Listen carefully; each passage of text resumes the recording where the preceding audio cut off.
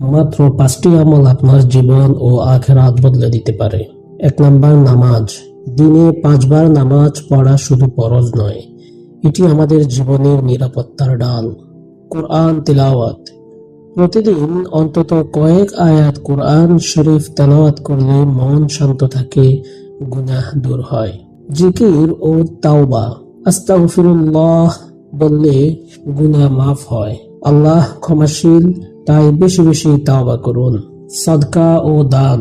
গরিবের মুখে হাসি ফোটানোই আল্লাহর সন্তুষ্টির পথে চলা। তাহাজ্জুদ নামাজ। রাতের এই নামাজে আল্লাহ পাক রব্বুল আলামিন খুব কাছে থাকেন। মানুষ আল্লাহর বান্দা যা চান আল্লাহ তাই দেন।